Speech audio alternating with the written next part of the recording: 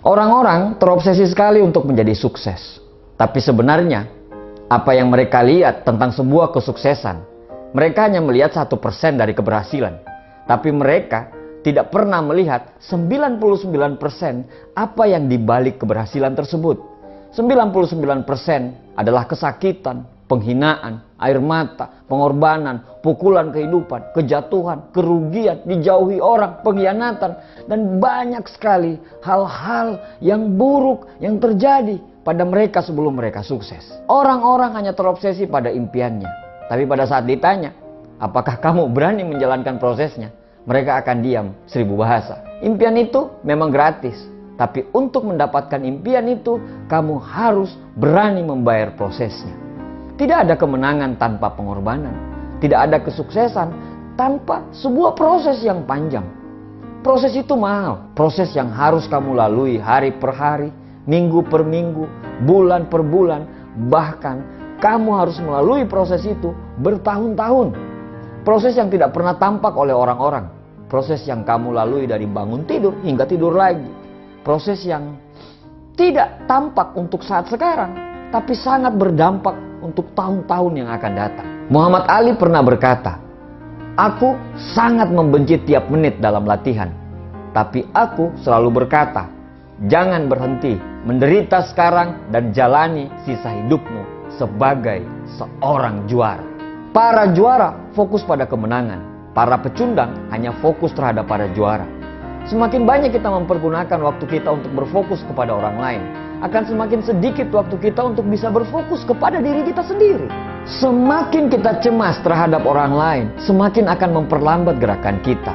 Mencemaskan orang-orang yang akan menggantikan jabatan kita, mencemaskan para kompetitor yang akan menjadi besar dengan bisnisnya, mencemaskan para pesaing yang ikut dalam pertandingan.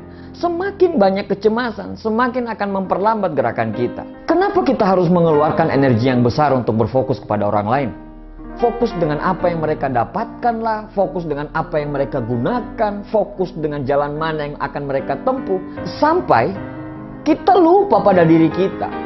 Bahkan kita juga lupa siapa kita, di mana kita berada, dan kemana kita harus menuju. Apakah dengan berfokus kepada orang lain akan merubah semuanya? Tidak. Satu-satunya cara supaya kita bisa menang adalah kita harus berfokus kepada kemenangan kita. Tidak usah peduli dengan orang lain.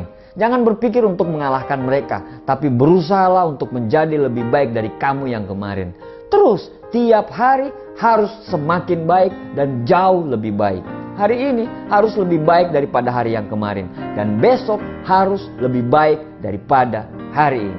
Berhentilah untuk mengeluh. Berhentilah untuk banyak protes. Berhentilah untuk menyalahkan orang lain. Berhentilah untuk selalu membuat alasan. Berhentilah untuk selalu melakukan pembenaran.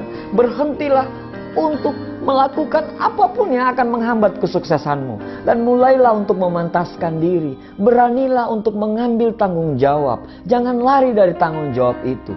Bersiaplah untuk selalu terbentur. Anda terbentur lagi, selalu terbentur. Tapi pada akhirnya Anda akan terbentuk. Sukses itu bukan kebetulan. Kemenangan bukan kecelakaan. Sukses itu persiapan yang matang. Sukses itu kerja keras. Sukses itu doa. Sukses itu disiplin yang tinggi. Sukses itu konsistensi. Sukses itu perencanaan. Sukses itu mau belajar. Sukses itu pengorbanan, air mata, keringat, investasi, kerugian, kegagalan demi kegagalan. Yang pasti, jalan menuju sukses itu akan sangat terjal. Dan jalan itu hanya mau ditempuh oleh para pemenang. Dan jalan itu bukan untuk para pecundang.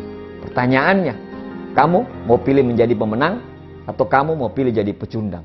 Para pemenang bukan orang yang tidak pernah salah dan gagal. Tapi para pemenang adalah orang yang alergi mendengarkan kata menyerah. Para pemenang bukan orang yang tidak pernah jatuh.